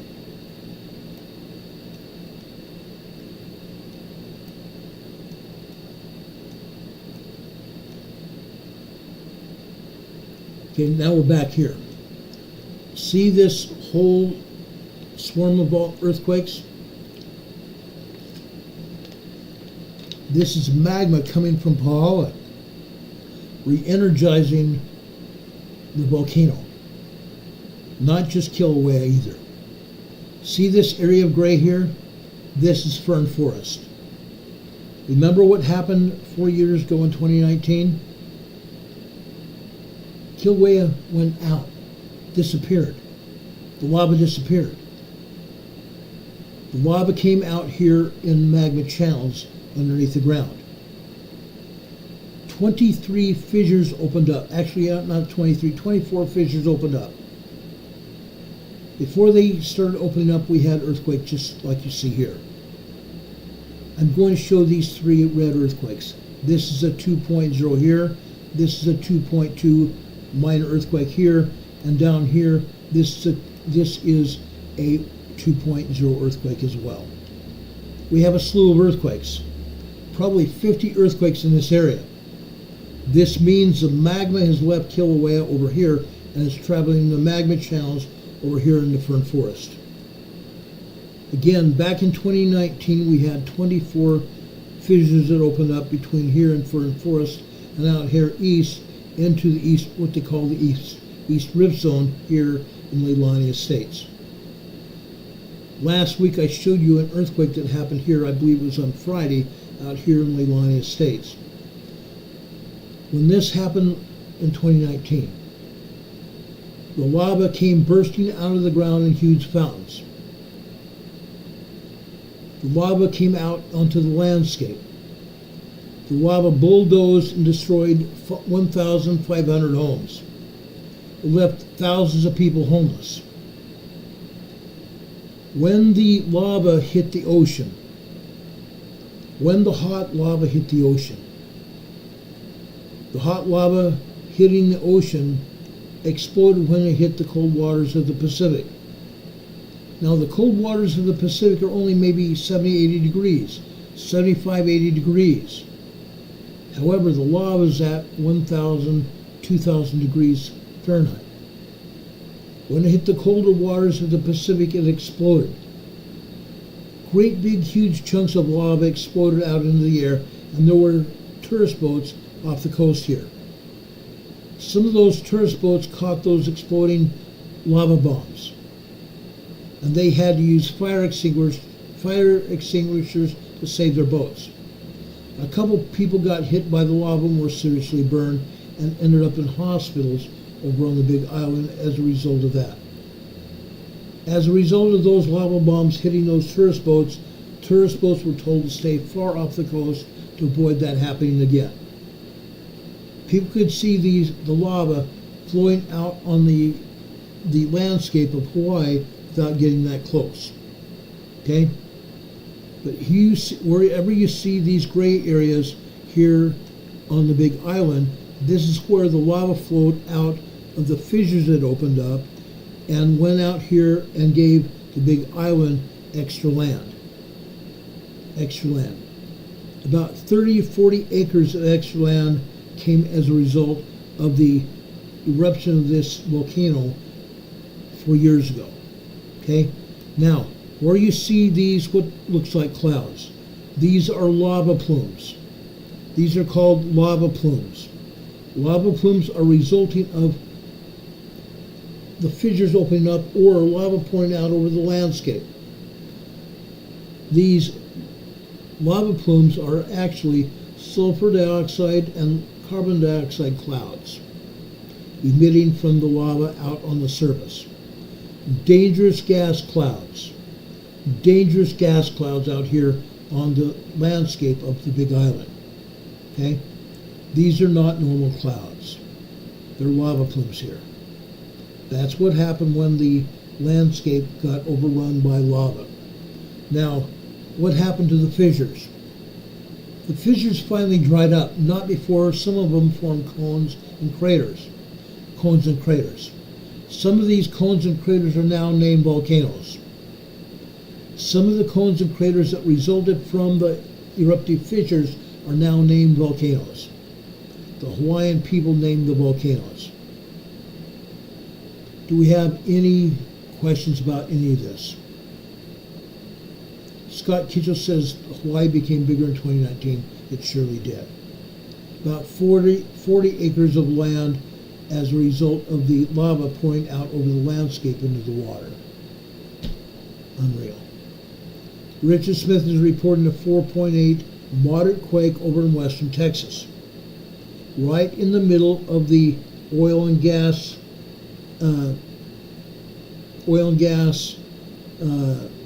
fields that are there in Texas. That has been going on for the greatest long period of time. Since I've been reporting earthquakes, we've seen more and more earthquakes here in southwestern Texas. This is where that 4.8 earthquake is in Ackerley, Texas. Let's zoom in here for people that have never seen this program. I want to show you this. Demon Catman, thank you for putting our postal address up here in the chat. Okay? It's also on the scrolling line at the bottom of our program here.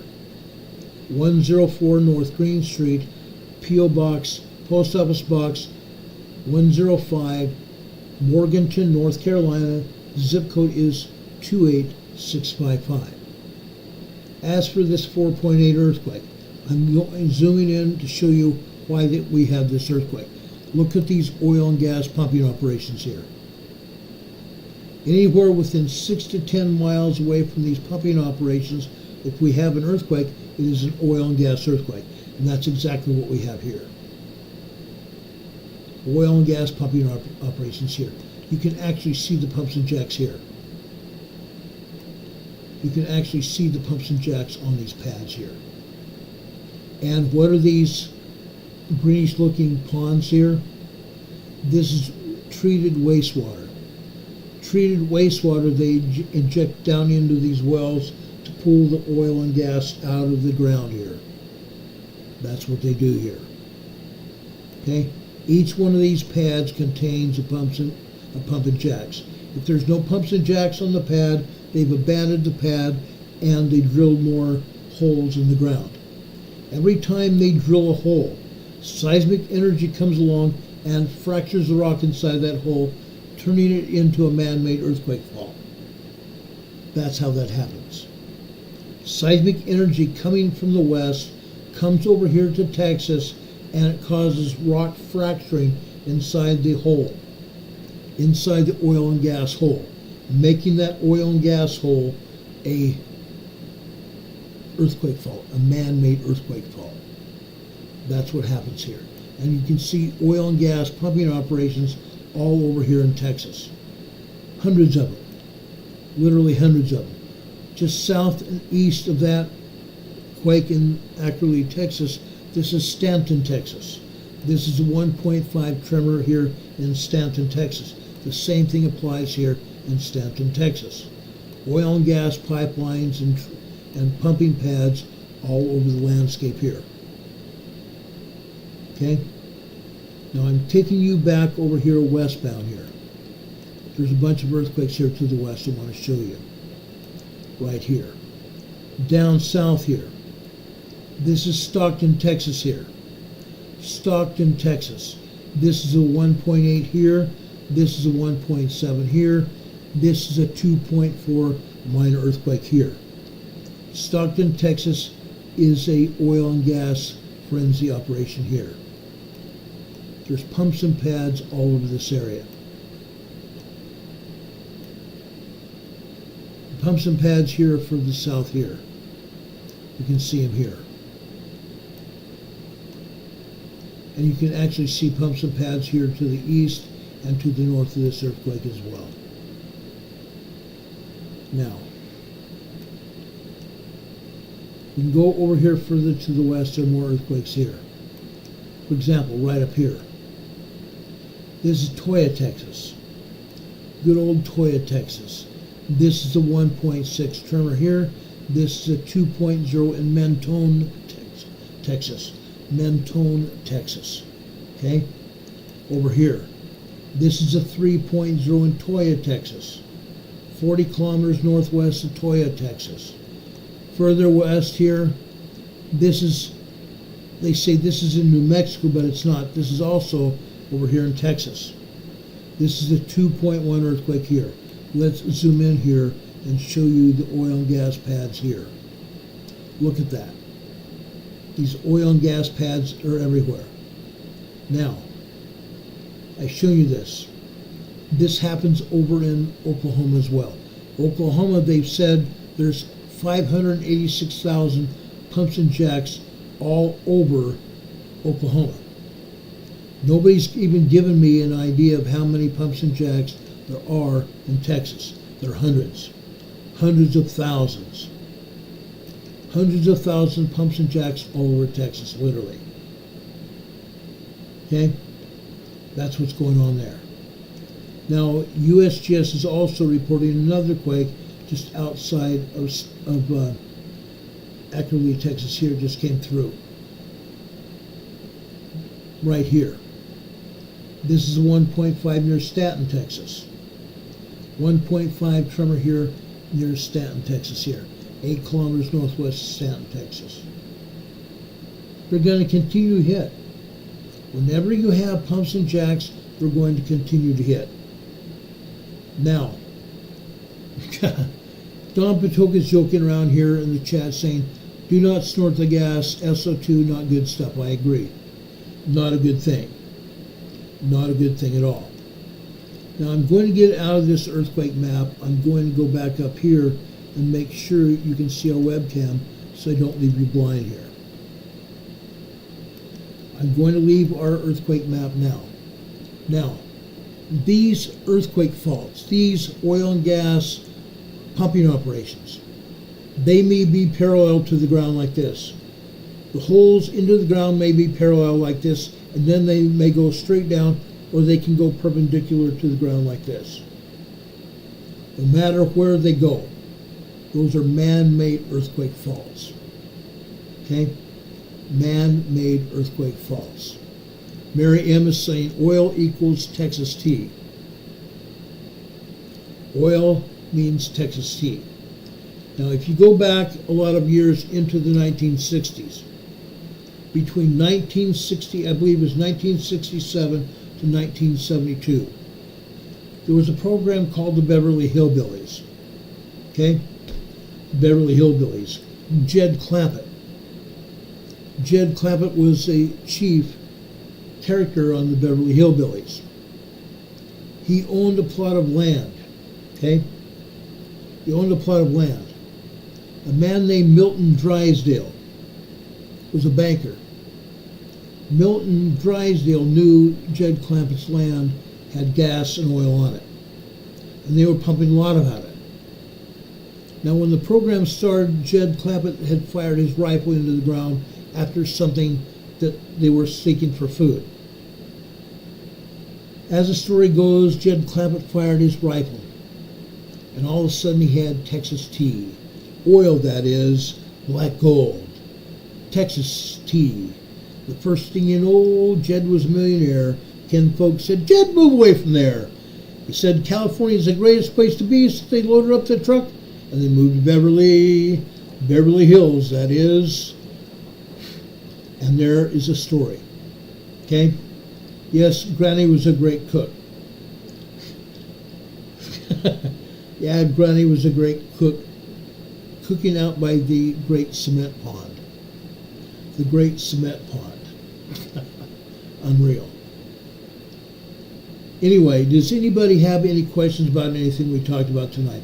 I know we've talked now for just over 2 hours. I'm sorry about that. I didn't want to be going like this all night long. I don't like doing that. Does anybody have any questions about anything we said? Scott Kitchell says possums had to try and hide from Granny. Now, just to tell you, about 2.5 years ago, when I first moved in here, just after first moving in here, I came home one afternoon. My dogs had been locked up in the house, and they were barking and howling. Now, you guys have seen pictures of my pups. My pups are about 15 years old now, 15, 16 years old. They are... My pups are my pals, my girls. My pups are Chihuahuas. Let me see if I can find a picture of my Holly and Crystal. See if I can find a quick picture of Holly and Crystal here.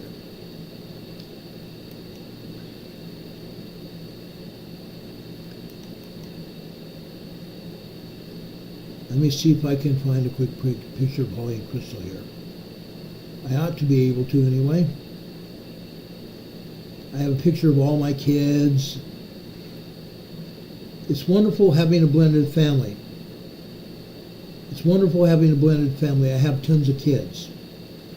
5 from my present wife and 4 from my first wife. This is a picture of Holly and Crystal. Chris is the dog in front. Both of them Chihuahuas. Holly is a dog in the back. You've seen Holly climb up on my lap here just about a week or so ago. Chris is somewhat more reserved, but even she sometimes crawls up on my lap. Okay? Now, Holly and Crystal were barking at the back patio door. There was a small possum. Just a small possum. The body could not have been more than that long, but the tail was out that far. No joke. The tail was at least twice the size of that possum, and that possum was clawing at my screen door. I have a small hole that I taped up with duct tape where that possum clawed the screen. Okay? Possum.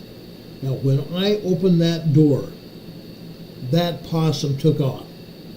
That possum took off for the corner of my patio. Every time my dogs go out on the patio now, they go right for that same corner where the possum left the patio. They go back and bark at anything going on at that back corner of the patio. It can be a car going by. It can be anybody over at the manager's office which is kitty corner away from us. They bark because they think that that possum might come back. They always do that. Now, for 2.5 years later, they've done that even today. Unreal. Unreal. That's Crystal and Holly here, guys. Appreciate it. Appreciate it. Does anybody have any more questions for me? Does anybody have any questions for me? I want to go over to the scriptures now. I always leave you with a spiritual thought. I always try to leave you with a spiritual thought. Folks, in our Sunday school class and also in our devotionals lately, we've talked about following the commandments of the Lord. Tonight I want to talk about the rod of iron. The prophet Lehi had a dream. He saw people on a path right next to the rod of iron. He had a dream, and in that dream they said unto me, What meaneth the rod of iron which our fathers saw that led to the tree of life? And I said unto them, It was the word of God. The iron rod was the word of God. God's commandments. And whoso would hearken unto the word of God, and would hold fast unto the rod of iron, they would never perish. Neither could the temptations and fiery darts of the adversary overpower them unto blindness, to lead them away to destruction.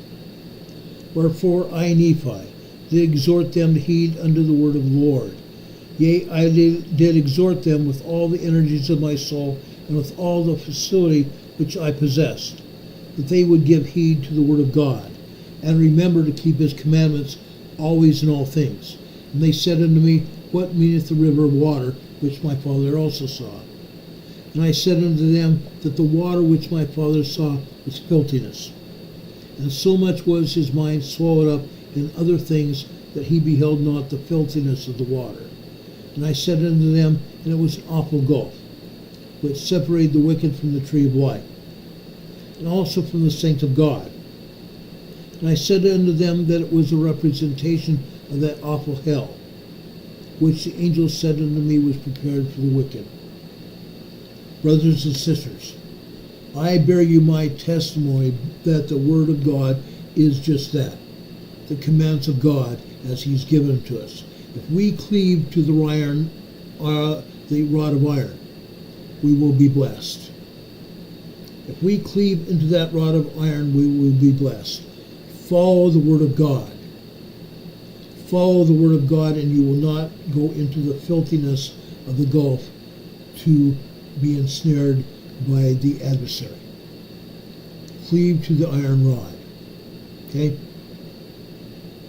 Linda Covington's asking where the baby possum's parents are. I don't know. We never did see the possum's parents. Unreal. Anyway, guys, do you have any questions for anything that we talked about tonight? I love you. I love you very much. Dennis N. is saying there's a family of those possums in his shed. Doesn't surprise me. Possums live anywhere where they can get any respite from the elements, whether it be snow, rain, thunderstorm, whatever. They don't like it. They try to snuggle up together to get away from the elements. It's a good thing. It's a good thing. Brothers and sisters, we've talked about a lot of things tonight. I hold by whatever we said. I stand by it. Whether it's politics, we'll give you the information as it becomes available. Bad things do happen. But these bad things are emergencies in our book. They immediately turn to emergencies in our book. We must know what to do and when to do it. We must vote in November. I don't really care who you vote for, but I'm asking you to ask God what you should do. Vote for the people that are right for you. Vote for the people that God would have you vote for. Vote for the people that will do you best and do our country best. Mary M. said, God bless President Trump. I agree. God bless President Trump and keep him safe. We love the man. Yes, he has his frailties as well. But he's done nothing but try to help this country. He did not take the $500,000 or the $240,000 a year that was his salary. He didn't take it. He gave it to the veterans. He gave it to the veterans. That kind of tells you where his heart is. He's done nothing but try to improve this country. God bless him and keep he and his family safe. I ask God to bless all of you. Like I said, I love you. I believe the Lord also loves you, your families, your friends, and your neighbors. May he keep you safe. Folks, if anything else happens tonight, we'll be back on the air to tell you about it as soon as the information becomes available. If anything else happens between now and tomorrow, we'll be back on the air tomorrow to tell you about it. Until then, we'll be back sometime after 6 p.m. Eastern Daylight Time tomorrow evening. We always do. God be with you this day and always. God be with you until we meet again. We will see you on the other side. Good night, everybody. Much love. And do know that we love you. God be with you until we meet again. We'll see you later. Bye-bye.